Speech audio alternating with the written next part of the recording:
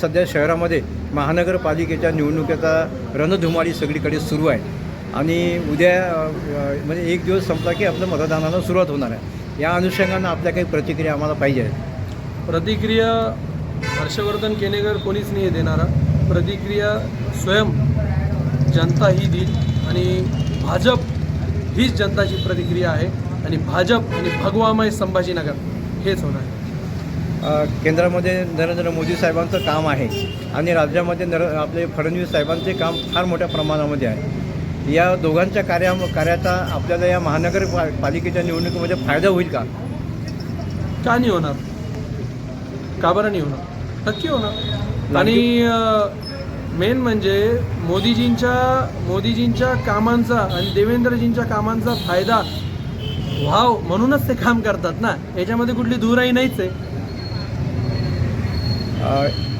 निवडणुकीच्या पलीकडे एक दुसरा एक प्रश्न असा आहे की मधल्या काळामध्ये औरंगजेबाच्या नावाचा फार उदो औरंगाबाद शहरामध्ये झाला, छत्रपती संभाजीनगरमध्ये करण्यात आला होता. ठिकठिकाणी कटआउट लावले होते. या संदर्भामध्ये आपली प्रतिक्रिया म्हणजे काय? तुम्हाला माझं मन जाणायचं आहे का तुम्हाला काही प्रश्न आहे औरंगजेब संदर्भात? प्रश्न आहे. काय प्रश्न आहे तुमचा औरंगजेब संदर्भात?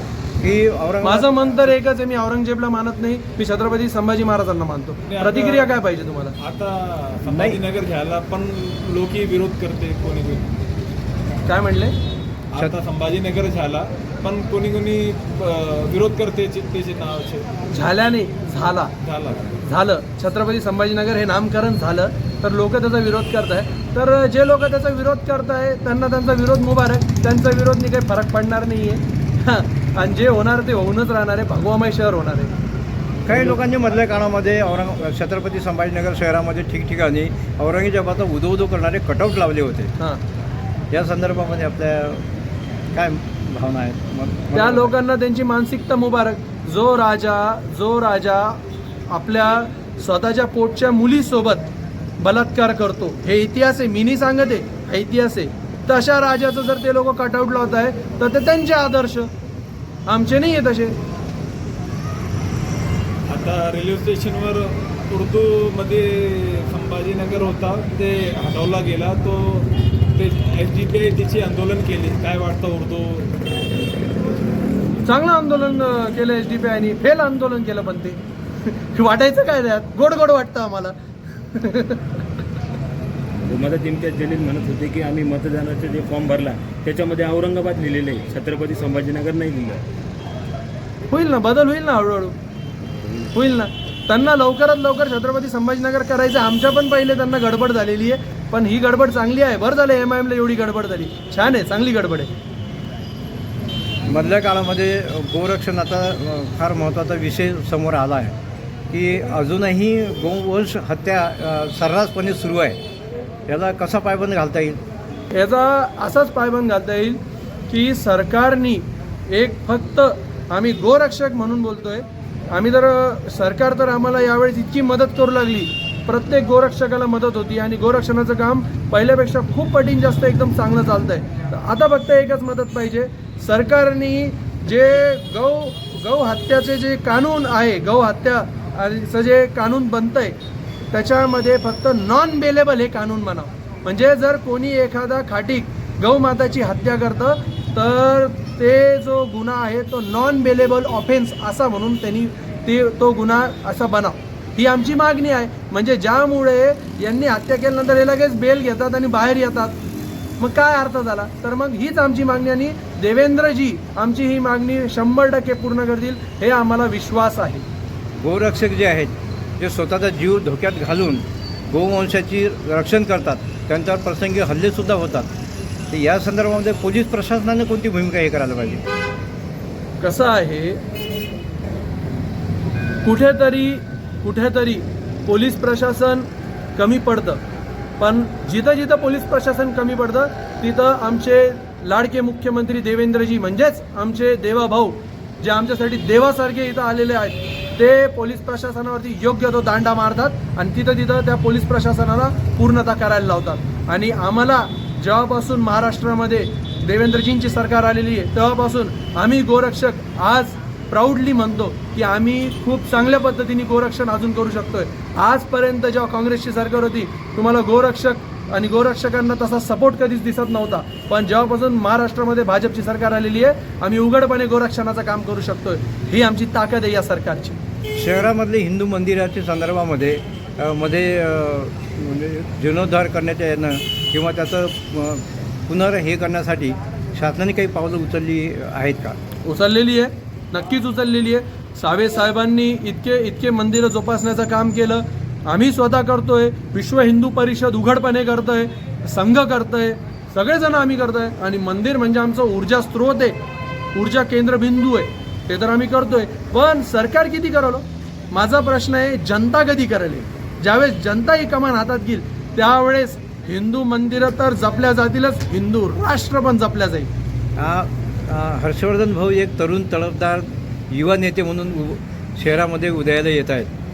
आपली तरुणांना कोणता म्हणजे आदेश असेल किंवा त्यांच्याकडून आपली काय अपेक्षा असेल? युवा नेता नव्हे, मी कार्यकर्ता आहे. पहिली गोष्ट, नेता मला नाही वाटत मी आहे, कारण की माझे वडील पण स्वतःला नेता म्हणून घेत नाही, ते स्वतःला कार्यकर्ताच म्हणतात.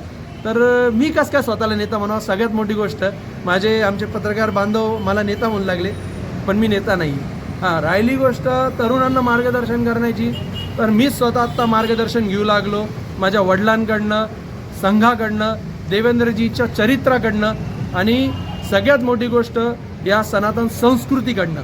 तर माझं पण तेच म्हणणं आहे, जसं मी मार्गदर्शन घेतोय प्रत्येक हिंदू युवा तरुणांनी छत्रपती संभाजी महाराजांचं चरित्राचं अध्ययन करावं, छत्रपती शिवाजी महाराजांच्या चरित्राचं अध्ययन करावं, श्री रामचरित मानसचं अध्ययन करावं आणि दासबोधाचं अध्ययन करावं. त्यानंतर आपलं जेवढे पण आपले साधू संतांची ही महाराष्ट्र ही भूमी आहे, त्या साधू संतांच्या वाणींचा त्यांनी अभ्यास आणि अध्ययन करावं.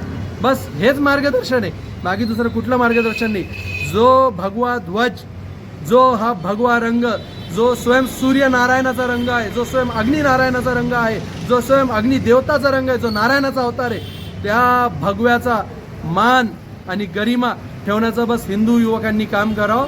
आपण स्वतःहून हा राष्ट्र विश्वगुरू बनून जाईल. अजून मस्जिदवरती भोंगे चालू आहेत, तरी आपल्याला असं वाटत नाही का की हनुमान चालीसा घेतली पाहिजे आपण हनुमान मंदिरमध्ये? माझं एक खूप स्पष्ट मत आहे, मस्जिदीत भोंगे चालू आहे म्हणून आपण हनुमान चालीसा घेतली पाहिजे, हे मुळात संकल्पनाच चुकीची आहे. माझं म्हणणं आहे आपण हनुमान चालीसा भोंगे चालू असो अथवा बंद असो, आपण हनुमान चालीसा कंटिन्यू घ्यायलाच पाहिजे. कोणी काय करतंय म्हणून आपण केलं पाहिजे असं नाही. आपलं चरित्र कोणी डिवचवतंय किंवा कोणी काय करतंय किंवा कोणाचं बघतो आपण म्हणून आपण इन्स्पायर होतो, नाही. ही भूमी, ही माती साधू संत गुरु आणि शूरवीरांची भूमी आहे. कोणाचं बघून आपण मोटिवेट व्हाव ही अशी भूमी नाही आहे. आपण या मातीतले, आपण ऑलरेडी चार्ज आणि मोटिवेट लोक आहे आणि आपण स्वतःहून आपलं अध्ययन केलंच पाहिजे. धर्माची आणि संस्कृतीचा आपण उदो केलाच पाहिजे. भाऊ आमदार संजय केनेकर साहेबांनी खुलताबादला संभाजीराजांचा अश्वारूढ पुतळा, भव्य दिव्य असा पुतळा उभारण्याचा संकल्प सोडला आहे. या संदर्भामध्ये आपल्या काय भूमिका? नक्कीच होणार. ज्याला माझे पत्रकार बांधव खुलताबाद म्हणतात त्याला रत्नपूर मी असं म्हणतो, तर रत्नपूरमध्ये ते नक्कीच होणार. आणि तुम्हाला सांगतो, हे जे शहर आहे, हे शहर एका आशा राजाच्या नावाने नाही ओळखलं गेलं पाहिजे, जो आपल्या पोटच्या पोरीचा बलात्कार करतो आणि ज्यांनी आपल्या छत्रपती संभाजी महाराजांना हाल करून त्रास देऊन ज्यांनी मारून टाकण्याचं काम केलेलं आहे. आशा राजाच्या नावाने नाही, जो चरित्रहीन आहे आशा राजाच्या नावाने, बल्कि आशा राजाच्या नावानं की जो आपल्यापेक्षा लहान मुलीला आपली बहीण मानतो, आपल्या बरोबरीच्या मुलीला आपली ताई मानतो आणि आपल्यापेक्षा मोठ्या मुलीला, मोठ्या स्त्रीला आपली आई मानतो. ज्याच्या मनामध्ये हे संस्कार आहे, यत्र नारस्ती पूजनते रमनते तत्र देवता, हा संस्कार ज्याच्या मनात आहे, आपण त्या राजाच्या नावाने ओळखलं गेलं पाहिजे. म्हणून या शहराचं नाव छत्रपती संभाजीनगरच राहील आणि ह्याच नावाने ओळखलं गेलं पाहिजे. हे संस्कार आपल्याला हिंदू युवा तरुणांना आणि या छत्रपती संभाजीनगरच्या तरुणांना हे संस्कार दाखवायचे आणि हे आदर्श दाखवायचे. म्हणून विकासासोबत संस्कृती पण जपली गेली पाहिजे. नाही तर विकास खूप घडला पण तिथं जर वृद्ध आश्रम आणि पागलखाने उघडायला लागले तर ते विकास नव्हे, ते विकृतीकरण आहे. तसं विकास नाही पाहिजे. आपल्याला विकास असा पाहिजे की जिथं मोठमोठ्या इमारती होत आहे आणि त्या इमारतीतले हिंदू युवा तरुण आणि त्या इमारतीतले सगळे तरुण संध्याकाळी भजनाला जातात, सकाळी उठल्या उठल्या आईवडिलांचे पाय पडतात आणि मातृभूमीसाठी काम करतात. असं आपल्याला तरुण घडवायचं आहे. विचारा प्रश्न. जे आपला सनातनी युवा आहे भैया, जो आपलं हिंदुत्व जपतो, त्यांच्यासाठी आपण काही समजा गौरक्षक करता, गौला रक्षा करतात, त्यांच्यासाठी काही आपण हे नाही शिकू शकत का? की आखाडा शिकणं, समजा काही कराटे शिकणं, किक कसं बॉक्सिंग, आहे, मला तुमचा प्रश्न कळाला. लाठाकाठी झाली, तलवारबाजी झाली. मला तुमचा प्रश्न कळाला. कसं आहे, छत्रपती संभाजीनगरच नव्हे, महाराष्ट्रच नव्हे, तर पूर्ण अखंड भारतामध्ये, अखंड भारत तर आम्हाला करायचं आहे, अजून अखंड भारत नाही, मी जरा थोडंसं फास्ट जातो, पण पूर्ण भारतामध्ये ऑलरेडी विश्व हिंदू परिषद बजरंग दलाचे प्रशिक्षण वर्ग चालतात, ज्याच्यामध्ये संघाचे पण वर्ग चालतात. संघ तर आमचे पालकच आहेत, तर तसेच विश्व हिंदू परिषद बजरंग दल म्हणजे VHP बजरंग दलमध्ये प्रशिक्षण वर्ग चालतात. तिथं लाठीकाठी प्रशिक्षण, तलवारबाजी, बंदूक कशा पद्धतीने हाताळायचं, दंगलीच्या वेळेस कसं काम करायचं, गोरक्षण कसं करायचं, त्याच्यामध्ये लिगल मुद्दे काय आहे, कसे, याचं सगळं प्रशिक्षण होतं. माझं प्रत्येक हिंदू युवा तरुणांना ही विनंती आहे की त्यांनी बजरंग दलात जॉईन व्हावे आणि राष्ट्रहिताचे कामं करावी, ही माझी विनंती आहे. आपण ज्या पद्धतीनं काम करता किंवा जी आपली भावना आहे हिंदू समाजाच्या संदर्भामध्ये, तर आपल्यामध्ये बाळासाहेब ठाकरेचं प्रतिबिंब आम्हाला दिसते आहे. त्या संदर्भामध्ये आपल्याला काय वाटतं? आक्रमक हिंदुत्ववाद. पूजनीय श्री बाळासाहेब ठाकरेजी हे खूप जबरदस्त व्यक्तिमत्व राहून गेलेले आहे.